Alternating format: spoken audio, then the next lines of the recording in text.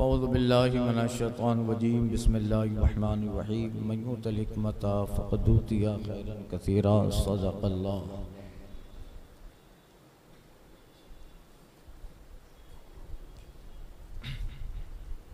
कब्र और दफन के बयान के बाद एक मरहला तजहीज़, तकफीन, कब्र, दफन, इनके बाद आता है ताज़ियत का। कल कब्र का, दफन का बयान ख़त्म हुआ। दफन करने के बाद फिर एक मरहला है कि मैयत के अहले खाना से, रिश्तेदारों से ताज़ियत करना, ताज़ियत करना ये तो वो बयान और अहादीस में उसका जो तरीक़ा और उसके जो फ़ज़ाइल हैं उसका ज़िक्र हो रहा है। ताज़ियत मसनून है, हदीस में है जो अपने भाई मुसलमान की मुसीबत पर ताज़ियत करे, क़यामत के दिन अल्लाह ताला उसे करामत का जोड़ा पहनाएगा। इसको इब्न माजा ने रिवायत किया है। और दूसरी हदीस तिर्मिज़ी में है, जो किसी मुसीबत ज़दा की ताज़ियत करे उसे उसी के मिसल सवाब मिलेगा। ताज़ियत करने जाते हैं, तलक़ीन करते हैं सब्र की कि सब्र करो, अल्लाह बेहतर करेगा, अल्लाह का माल था अल्लाह ने ले लिया। ये ताज़ियत के अल्फाज और वो अल्फाज भी जो हदीस में वो ज़िक्र हो रहे हैं। ताज़ियत का वक्त मौत से 3 दिन तक है, मौत से 3 दिन तक है। उसके बाद मकरूह है कि गम ताज़ा होगा। 10 दिन के बाद गया तो फिर वो मरहूम की याद आएगी, उसके बाद गम ताज़ा होगा। मगर जब ताज़ियत करने वाला या जिसकी ताज़ियत की जाए वहाँ मौजूद ना हो, या मौजूद तो है मगर उसे इल्म नहीं है कि भाई इसके यहाँ इंतकाल कर गया है कोई, बाद में मालूम हुआ, तो अब बाद में भी ताज़ियत करने में कोई हर्ज नहीं है। दफन से पेशतर भी ताज़ियत जायज़ है, मगर अफजल ये कि दफन के बाद हो। ये उस वक्त है कि औलियाए मैयत जज़ा व फ़ज़ा न करते हों, वरना उनकी तसल्ली के लिए दफन से पेशतरी कर दे। अब मैयत रखी है और यहाँ सब रो रहे हैं, जज़ा व फ़ज़ा में मशगूल है, अब ताज़ियत न करे। गम की हालत है, अभी अभी गम ताज़ा है इंतकाल का, तो पता नहीं वो अल्फाज क्या कह दे। दफन हो जाए, थोड़ा मामला हल्का हो जाए, ये भी थोड़ा मुतहम्मिल हो जाए गम के बर्दाश्त के लिए, तब ताज़ियत करे दफन के बाद। मुस्तहब है कि मैयत के तमाम अकारीब को ताज़ियत में, छोटे बड़े, मर्द औरत सबको ताज़ियत दे, मगर औरत को उसके महारी में ताज़ियत करे। औरत को किसी का शौहर इंतकाल कर गया, औरत के माँ बाप, तो अब उसको गम है उसकी ताज़ियत, तो उसको महारी में ताज़ियत करने जाए। गांव का हर बंदा उसको ताज़ियत करने ना जाए, उसके महारी में रिश्तेदार ताज़ियत में ये कहे अल्लाह ताला मैयत की मग़फ़िरत फरमाए, उसको अपनी रहमत में ढांके और तुमको सब्र रोज़ी करे, सब्र अता करे और मुसीबत पर सवाब अता फरमाए। और नबी करीम सल्लल्लाहु अलैहि वसल्लम ने इन लफ्ज़ों से ताज़ियत फरमाई, लिल्लाहि मा अख़ज़ा व आता व कुल्ला शैइन इंदहु बिअजलिन मुसम्मा, यानी खुदा ही का है जो उसने लिया और दिया, और उसके नज़दीक हर चीज़ की एक मियाद मुक़र्रर के साथ है। अब उसकी वक्त उसका पूरा था, अल्लाह के यहाँ इसकी मिक़दार मियाद मुक़र्रर थी, रब ने वो चीज़ ले ली। इन अल्फाज में सरकार ने ताज़ियत की है। मुसीबत पे सब्र करे तो उसे 2 सवाब है, एक मुसीबत का, दूसरा सब्र का। और जज़ा व फ़ज़ा से दोनों जाते हैं। सब्र नहीं करता, हाय अफसोस, हाय मेरा बाप, हाय मेरा भाई, ये कह के सीना पीटते हैं, गम और जोर से रोते हैं, तो सब्र का भी सवाब चला जाता है। मैयत के आइज़ा का घर में बैठना कि लोग उनकी ताज़ियत को आएं, इसमें हर्ज नहीं। और मकान के दरवाजे पर इशारे आम पर बिछौनी बिछा कर बैठना बुरी बात है। बीच रास्ते में बैठ गए, अब वहां ताजियत नहीं दी जाए, समझे क्या? घर में मैयत के जो अइज़ा अक़रबा हों, मैयत के घर वाले हों, घर में बैठे और लोग घर में ताजियत करें, रोड पे नहीं।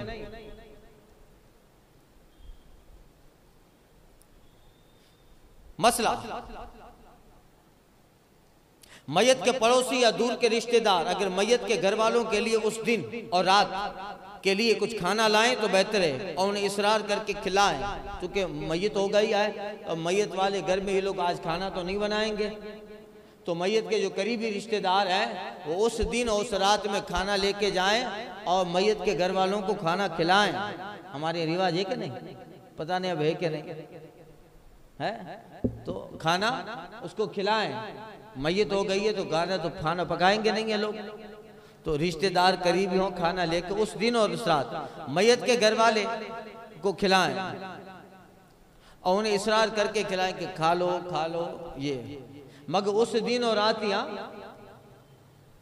एक दिन एक रात। मैयत के घर वाले तीजा वगैरह के दिन दावत करें तो नाजायज और बिदअत कबीहा है। मैयत के घर वाले खाना खिलाएं, अरे यार मैयत हो गई दावत क्या करेंगे, क्यों? इसलिए कि दावत तो खुशी के वक्त मशरू है, न कि गम के वक्त। दावत का एहतमाम तो खुशी के वक्त होता है, और गम है तो क्या दावत खिलाएंगे। तो तीजा वगैरह का खाना दावत में पकाएं तो नाजायज है। हाँ, अगर फुकरा को खिलाएं तो बेहतर है, फकीरों के लिए बनाए तो बेहतर है।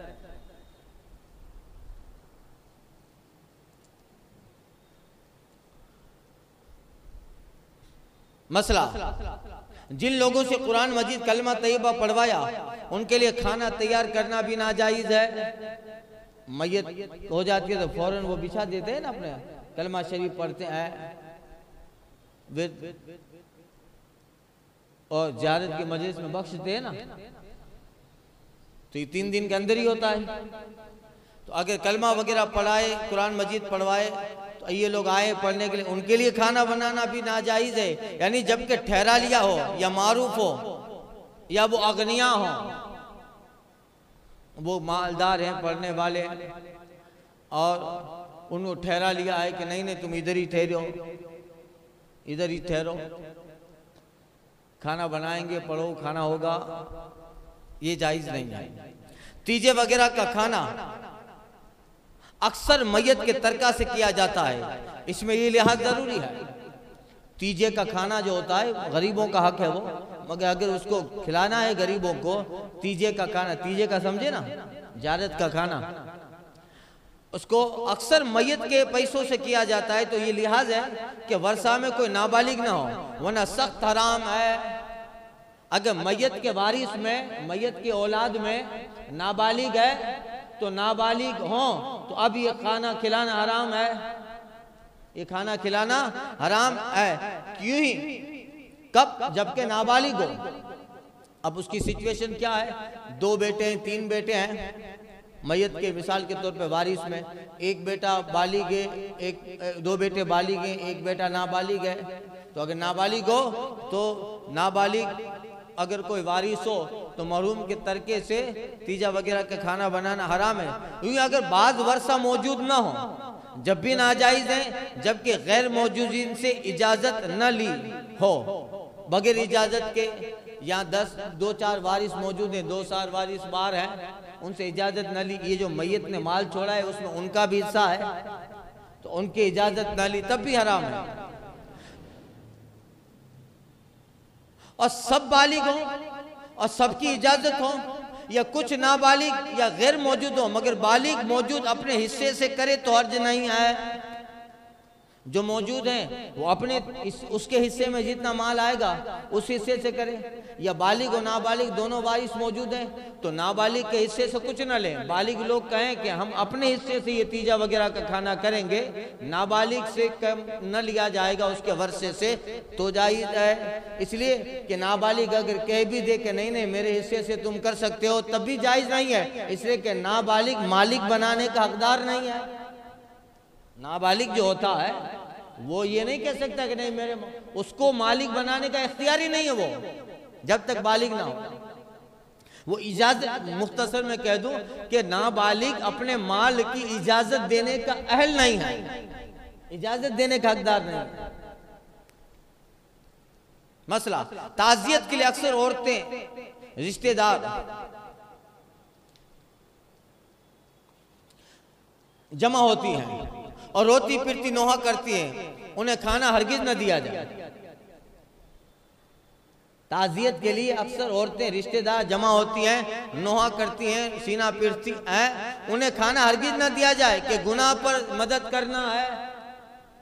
एक तो ये गुनाह कर रही हैं, रो रही हैं, पीट रही हैं, क्या किया अल्फाज हो रहे, और फिर उसको खाना खिलाया जाए। इसके रोने से मैयत को तकलीफ होती है, ऊपर से अब उसको खाना खिलाएं। तो फरमाते हजरत कि न खाना दिया जाए कि गुनाह पर मदद देना है, गुनाह पे मदद है, चलो भाई अपने घर पे खा लो जाओ। और जो ज्यादा रोती हो, एक्टिंग करती हो, उसको निकाल दो बाहर।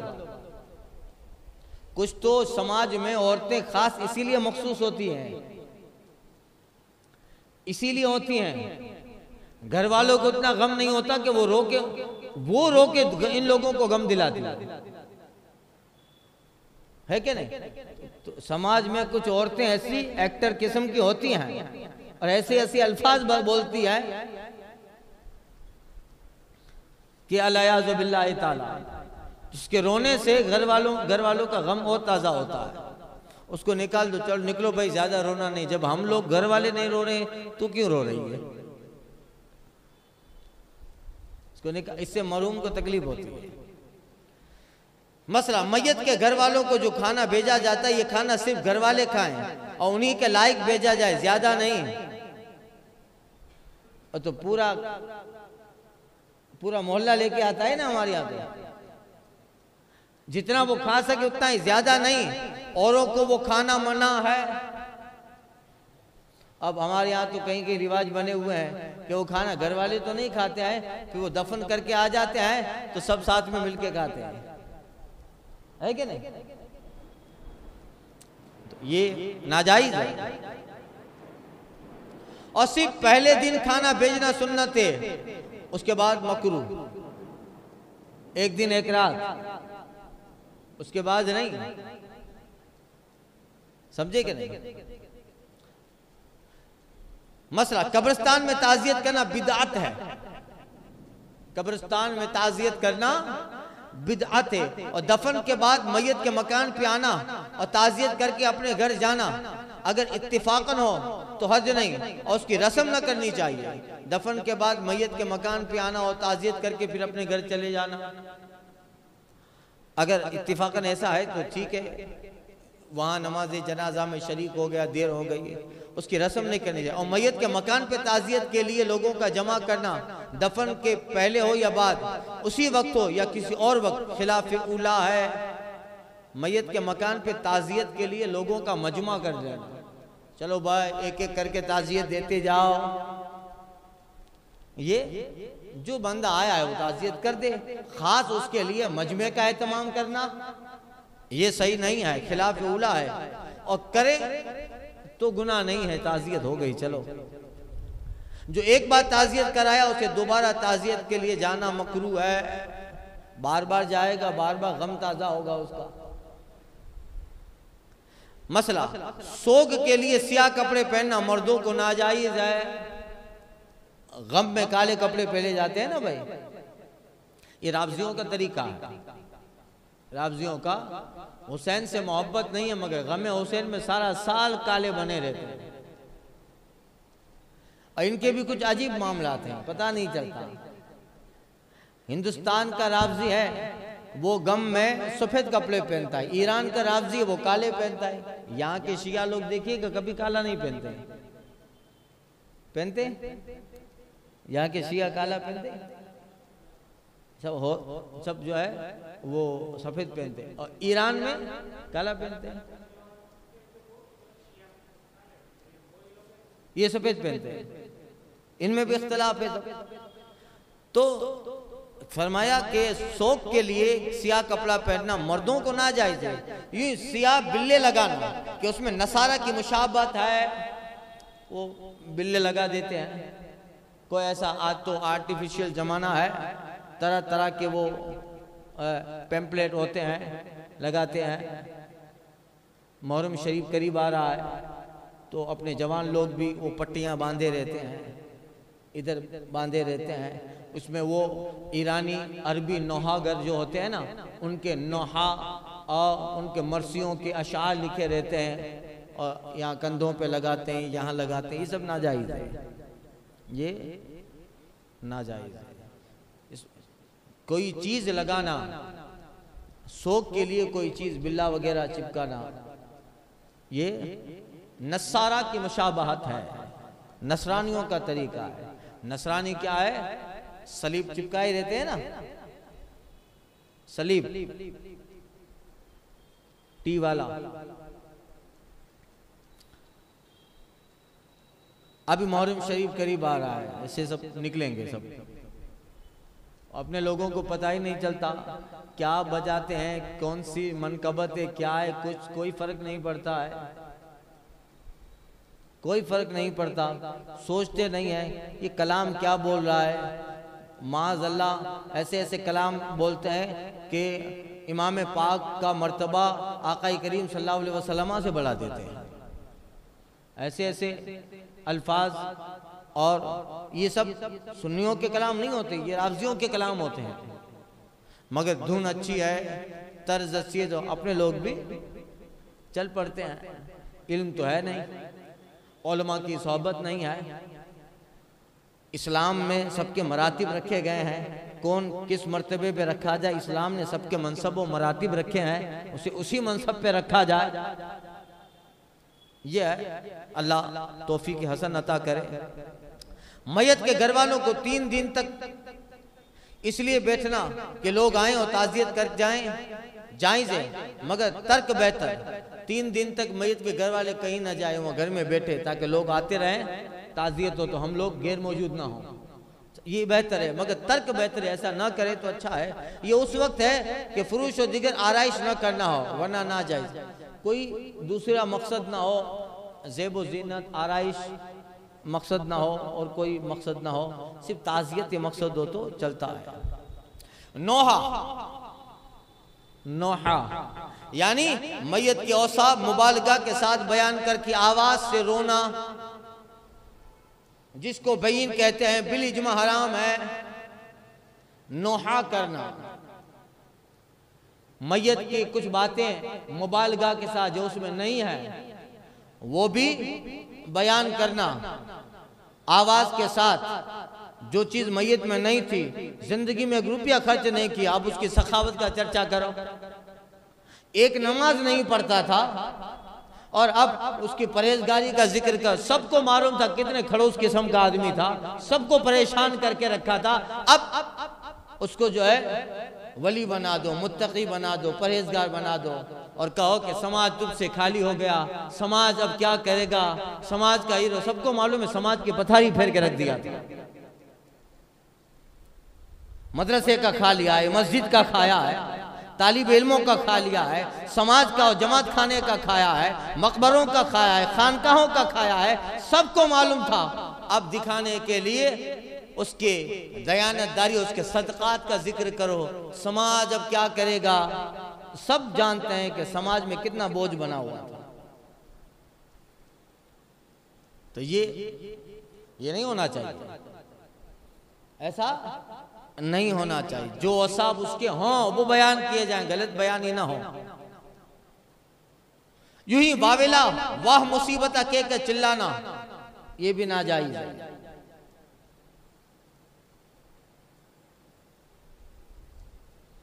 तो ये कुछ खतीब लोगों को भी देखा, ताज़ियत की ज़ियारत की मजलिसें पढ़ते हैं तो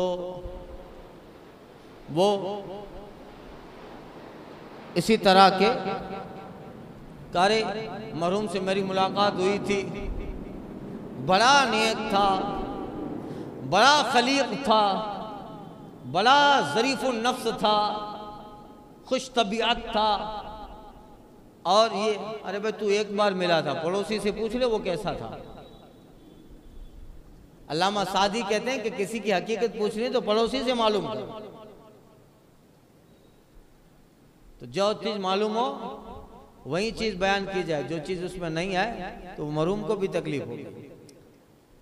गरेबान फाड़ना, मुंह नोचना, बाल खोलना, सर पे खाक डालना, सीना कूटना, रान पे हाथ मारना, ये सब जाहिलियत के काम हैं और हराम है। इस तरह से ताज़ियत न हो, ये सब नाजायज है। मसला 3 दिन से ज्यादा शोक जायज नहीं, मगर औरत शोहर के मरने पर 4 महीने 10 दिन शोक करे। मर्द जो है 3 दिन तक, मगर औरत 4 महीने 10 दिन। कब? शोहर के मरने पर। मसला आवाज से रोना मना है, आवाज बुलंद ना हो तो उसकी ममानियत नहीं, बल्कि आका करीम ने हजरत इब्राहिम रज़ी अल्लाह ताला अन्हु जो सरकार के साहबजादे थे, उनकी वफात पे बुका फरमाया, यानी हुजूर रोए मगर आवाज ना निकली। बगैर आवाज के रोना मैयत पे जायज है, बगैर आवाज पे। इस मकाम पर इस पर मकाम बाद अहादीस से जो नोहा वगैरह के बारे में वारिद हैं जिक्र की जाती है।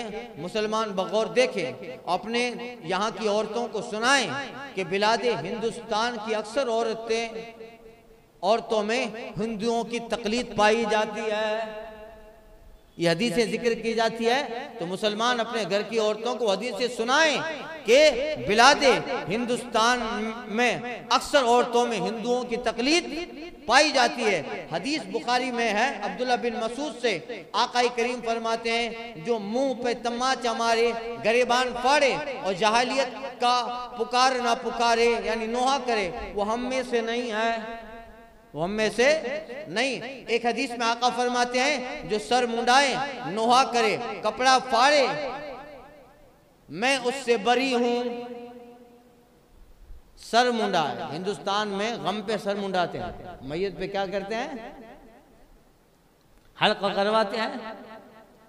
हिंदुस्तान में करवाते हैं हल्का, मैयत हो जाती है तो हुजूर फरमाते हैं, नोहा करे, कपड़ा फाड़े, सर मुंडाए, तो फरमाते मैं इससे बरी हूँ, यानी मैंने अल्लाह का सही पैगाम पहुंचा दिया, ये दीन का हिस्सा नहीं है, मैं इससे बरी हूँ।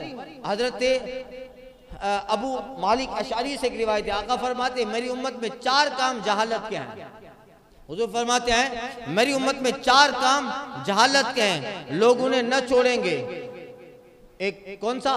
हसब पे फख्र करना, नसब में तान करना, सितारों से मीह चाहना, फुला सितारा इधर आएगा तो बरसात होगी, है ना, फुला नस्तर के सबब पानी बरसेगा, नोहा करना। और फरमाया नोहा करने वाली ने अगर मरने से पहले तौबा न की तो कयामत के दिन इस तरह खड़ी की जाएगी कि उस पर एक कुर्ता कितरान का होगा, आग का कुर्ता होगा, और एक खारिश का, जो नोहा करती है उन्हें आग का लिबास पहनाया जाएगा। जो सीना पीटती है, मारती है, अगर उससे मरने से पहले तौबा न की तो उसी जिस्म पे उसे कितरान का, आग का जो है लिबास पहनाया जाएगा।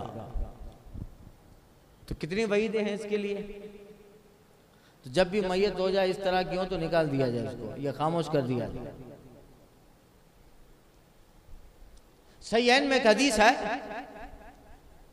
फरमाते आका करीम सल्लल्लाहु अलैहि वसल्लम, आँख के आंसू दिल के गम के सबब अल्लाह अजाब नहीं फरमाता, और जबान की तरफ इशारा करके फरमाया, लेकिन इसके सबब अजाब या रहम फरमाता है, और घर वालों के रोने की वजह से मैयत पे अजाब होता है, यानी जबकि उसने वसीयत की हो या वहाँ रोने का रिवाज हो और मना न किया हो, वल्लाहु ताला आलम। या ये मुराद है कि उनके रोने से उसे तकलीफ होती है, कि दूसरी हदीस में आया है, ए अल्लाह के बंदो अपने मुर्दे को तकलीफ न दो, जब तुम रोने लगते हो वो भी रोता है,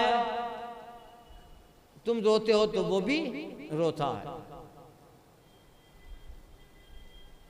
एक हदीस में है, आका करीम फरमाते हैं, जिस पे नोहा किया गया कयामत के दिन उस नोहा के सबब उस पे अजाब होगा, यानी उन्हीं सूरतों में जो जिक्र हुई। तो इस सारे का खुलासा ये कि नोहा नहीं करना है। उम्मे सलमा कहती है कि मैं जब अबू सलमा का इंतकाल हुआ, मैंने कहा मुसाफिरत और परदेश में इंतकाल हुआ है, इंतकाल हुआ, इस पर इस तरह रोऊंगी जिसका चर्चा हो, मैंने रोने का तैया कर लिया। हजरत उम्मे सलमा, ये उनके शौहर थे हजरत अबू सलमा। फिर वो हुजूर के निकाह में आई ना, तो उनके शौहर का परदेश में का इंतकाल हुआ। तो क्या उन्होंने इरादा किया कि मैं इस तरह रोऊंगी कि जिसका चर्चा हो। क्या रोती है, समझे? तो रोने का तैयार कर लिया। और एक औरत भी इस इरादे से आई कि मेरी मदद करे रोने में उसकी। रसूल सल्लल्लाहु अलैहि वसल्लम ने उस औरत से फरमाया, जिस घर से अल्लाह ताला ने शैतान को 2 मर्तबा निकाला, तो उसमें शैतान को दाखिल करना चाहती है? तो उसमें शैतान को दाखिल करना चाहती है। फरमाती है मैंने रोने से बाज आई और नहीं रोई। तो गोया क्या मतलब हुआ इस हदीस का कि इस इरादे से रोना ताकि दिखाएं, चर्चा हो, नोहा हो। तो उसके रोने वाली के आने से शैतान भी उस घर में दाखिल हो जाता है। तो और ऐसे लहजे में रोती हैं, ऐसे लहजे में रोती हैं कि वो लहजा ही गम का होता है, समझे? गजल छेड़ी है उसने मुझे साज तो देना, उम्र रफ्ता को जरा आवाज तो देना। तो ये है, ऐसा नहीं होना चाहिए। आका फरमाती हैं अल्लाह ताला उस मैयत पे 2 फरिश्ते मुकर्रर फरमाता है जो उसको नोचते हैं और कहते हैं क्या तू ऐसा था, ऐसा था। अब वो नोहा करने वाली गलत गलत बोल रही है, तो फरिश्ते उस मैयत का दबोचते हैं गला, ये जैसा कह रही है ऐसा था, तो ऐसा था, जिंदगी में रुपया खर्च नहीं किया था और ये तेरी सखावत के किस्से पर बयान कर रही है। तो हुजूर फरमाते हैं, अल्लाह फरमाता है कि उस पे फरिश्ते मुकर्रर हो जाते हैं और फरिश्ते उस मरहूम का गला नोचते हैं कि ये जैसी कह रही है वैसा तू था। देखियो ये कह रही है कि पूरा पूरा शहर तेरी सखावत से फायदा उठा रहा था और तूने जिंदगी में रुपया खर्च नहीं किया। तकलीफ किसको हुई उसके रोने से? मैयत को। आका करीम फरमाते हैं, अल्लाह अज़्ज़ व जल फरमाता है, इब्ने आदम अगर तू अव्वल सदमा के वक्त सब्र करे और सवाब का तालिब होगा तो तेरे लिए जन्नत के सिवा किसी सवाब पर मैं राजी नहीं। यानी अगर इस मैयत और मैयत के गम की पर सब्र करे, अल्लाह फरमाता है कि मैं जन्नत के सिवा किसी चीज पर तेरे सवाब में राजी नहीं। यानी तेरा बदला जन्नत है, तेरा बदला जन्नत है। इमाम हुसैन बिन अली रज़ी अल्लाह ताला अन्हु से रिवायत है, इमाम हुसैन रज़ी अल्लाह से रिवायत फरमाते हैं आका करीम सल्लल्लाहु अलैहि वसल्लम, जिस मर्द हो मुसलमान या औरत उस पर कोई मुसीबत पहुंचे उसे याद करके इन्ना लिल्लाहि व इन्ना इलैहि राजिऊन कहे, अगर मुसीबत का जमाना दराज हो गया हो, अल्लाह ताला उस पे दुनिया उस पे नया सवाब अता फरमाता है और वैसा ही सवाब देता है जैसा उस दिन कि जिस दिन मुसीबत पहुंची थी। जब वो गम याद आए उस गम पे बंदा इन्ना लिल्लाहि व इन्ना इलैहि राजिऊन कह ले। आज मैयत हुई है, इन्ना लिल्लाहि व इन्ना इलैहि राजिऊन कह लिया, फिर 10-15 महीने के बाद भी अगर वो मैयत की याद आई, गम आया दिल में, तब भी इन्ना लिल्लाहि व इन्ना इलैहि राजिऊन कह ले। जो सवाब उस दिन दिया था इस दिन भी अल्लाह उतना ही सवाब देगा। ये ताज़ियत का बयान खत्म हुआ। अब मरने वाले 2 किस्म के होते हैं, गाजी एक तबई मौत मरता है, एक शहीद है। अब यहाँ से शहीद का बयान, यहाँ से शुरू होगा शहीद का बयान, समझे? इंशाअल्लाह आइंदा के दर्स में अल फातिहा।